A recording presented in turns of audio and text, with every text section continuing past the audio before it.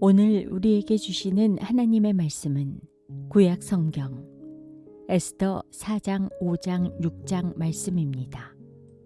에스더 제 4장.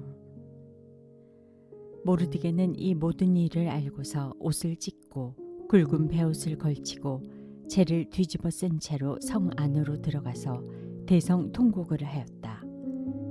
그런데 굵은 베옷을 입고서는 어느 누구도 대궐 문 안으로 들어갈 수 없었으므로 그는 대궐 문 밖에 주저앉았다.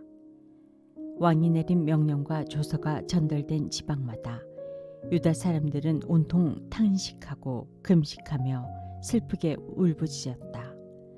모두들 굵은 베옷을 걸치고서 제 위에 누웠다. 에스더의 시녀들과 내시들이 에스더에게 가서 모르드게가 당한 일을 말하니 왕후는 크게 충격을 받았다. 에스더가 모르드게에게 옷을 보내며 굵은 베옷을 벗고 평상복으로 갈아입기를 권하였지만 모르드게는 듣지 않았다. 에스더는 왕이 자기를 보살피라고 보내준 궁전 내시 가운데서 하닥을 불러서 무엇 때문에 모르드게가 괴로워하는지 왜 그러는지 알아보라고 하였다. 하닥은 대궐문 앞 도성 광장에 있는 모르드게에게로 갔다. 모르드게는 자기에게 일어난 일을 처음부터 끝까지 하닥에게 모두 이야기하였다. 하만이 유다 사람을 모조리 없애려고 왕의 금고 출납을 맡은 관리들에게 주어 입금하겠다고 약속한 돈의 정확한 액수까지 밝혔다. 모르드게는 수산성에 선포된 유다 사람을 전멸시키라는 칙령의 사본을 하닥에게 건네주면서 에스더에게 그것을 보이고 설명하여 드리라고 하였다. 또한 모르드게는 에스더가 직접 어전에 나아가서 왕에게 자비를 구하고 최선을 다하여 자기 결례를 살려달라고 탄원하도록 하닥을 시켜서 부탁하였다. 하닥은 돌아가서 모르드게에게 들은 이야기를 에스더에게 전하였다. 에스더는 다시 하닥을 보내서 모르드게에게 이렇게 전하라고 하였다. 임금님이 부르시지 않은데 안뜰로 들어가서 왕에게 다가가는 자는 남자든지 여자든지 모두 사형으로 다스리도록 되어 있습니다. 이러한 법은 모든 신하들과 왕이 다스리는 모든 지방 백성들이 다 알고 있습니다. 다만 임금님이 금으로 만든 규를 내밀어서 목숨을 살려주실 수는 있습니다. 그런데 임금님이 나를 부르지 않으신 지가 벌써 30일이나 되었습니다. 하닥 일행이 에스더의 말을 그대로 모르드게에게 전하니 모르드게는 그들을 시켜서 에스더에게 다음과 같이 전하라고 하였다. 왕후께서는 궁궐에 계시다고 하여 모든 유다 사람이 겪는 재난을 피할 수 있다고 생각하십니까? 이런 때에 왕후께서 입을 다물고 계시면 유다 사람들은 다른 곳에서라도 도움을 얻어서 마침내는 구원을 받고 살아날 것이지만 왕후와 왕후의 집안은 멸망할 것입니다. 왕후께서 이처럼 왕후의 자리에 오르신 것이 바로 이런 일 때문인지 누가 압니까? 에스더는 다시 그들을 시켜서 모르드게에게 이렇게 전하라고 하였다. 어서 수산에 있는 유다 사람들을 한 곳에 모으시고 나를 위하여 금식하게 하십시오. 사흘 동안은 밤낮 먹지도 마시지도 말게 하십시오. 나와 내 시녀들도 그렇게 금식하겠습니다. 그렇게 하고 난 다음에는 법을 어기고서라도 내가 임금님께 나아가겠습니다. 그러다가 죽으면 죽으렵니다. 모르드게는 나가서 에스더가 일러준 대로 하였다.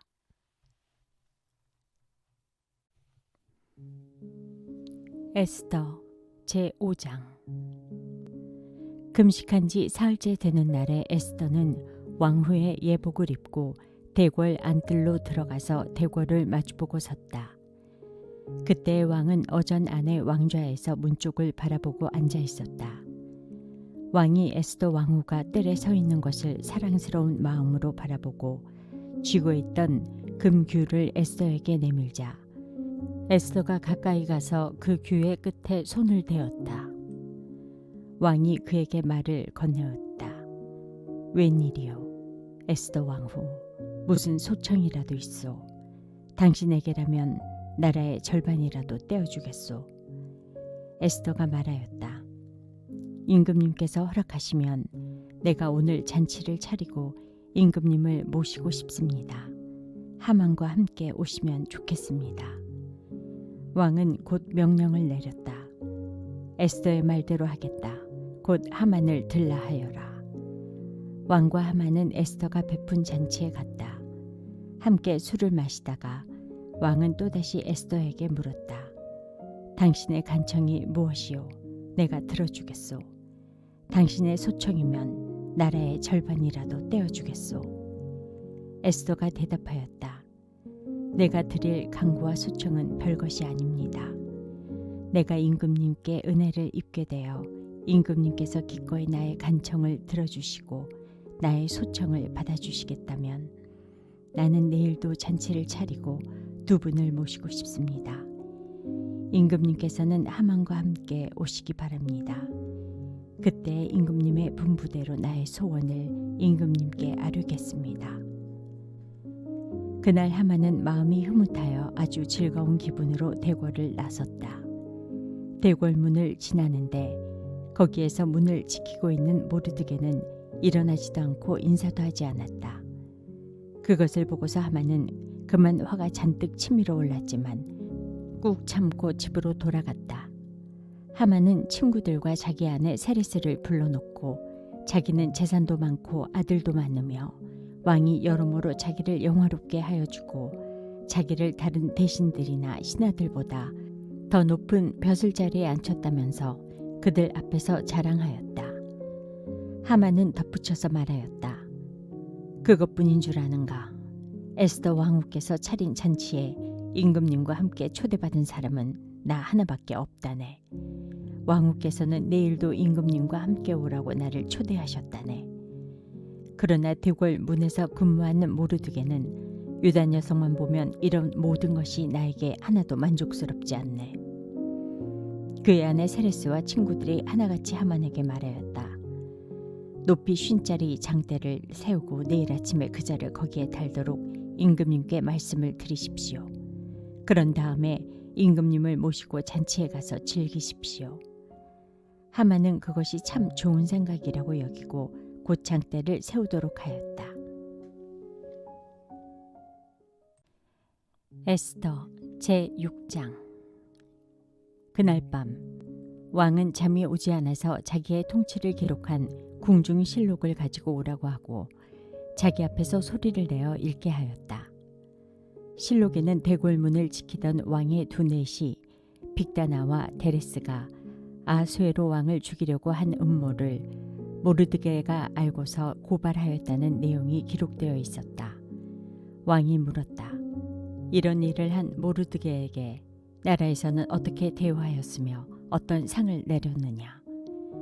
그곳에 있던 시종들이 대답하였다. 나라에서는 그에게 아무런 상도 내리지 않았습니다. 왕이 다시 물었다. 궁궐들에 누가 있느냐?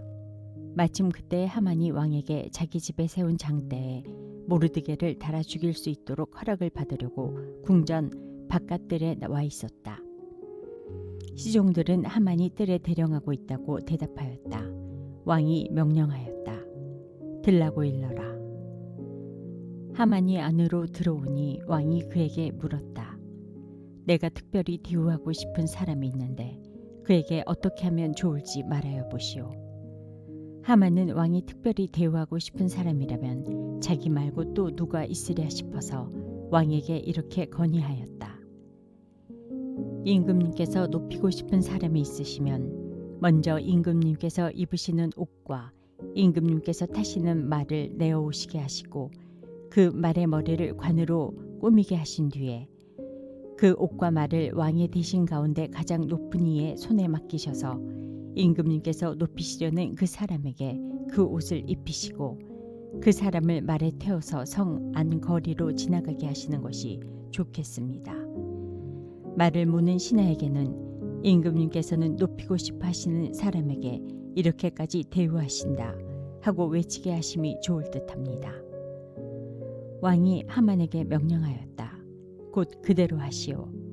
대궐 문에서 근무하는 유다 사람 모르드게에게 내 옷과 말을 가지고 가서 경이 말한 대로 하여 주시오. 경이 말한 것들 가운데서 하나도 빠뜨리지 말고 그대로 하도록 하시오. 하만이 왕의 옷과 말을 가지고 가서 모르드게에게 옷을 입히고 또 그를 말에 태워 성 안 거리로 데리고 가서 임금님께서는 높이고 싶어 하시는 사람에게 이렇게까지 대우하신다 하며 외치고 다녔다. 그런 다음에 모르드게는 대궐 문으로 돌아왔고 하만은 근심이 가득한 얼굴을 하고서 달아나듯이 자기 집으로 가버렸다. 하만은 아내 세레스와 모든 친구에게 자기가 방금 겪은 일을 자세하게 이야기하였다. 그의 슬기로운 친구들과 아내 세레스가 그에게 말하였다. 당신이 유다 사람 모르드게 앞에서 무릎을 꿇었으니 이제 그에게 맞설 수 없소. 당신은 틀림없이 망할 것이요. 말이 채 끝나기도 전에 내시들이 와서 에스더가 차린 잔치에 하만을 급히 데리고 갔다. 오늘의 말씀이 당신의 하루를 밝히 비추길 원합니다.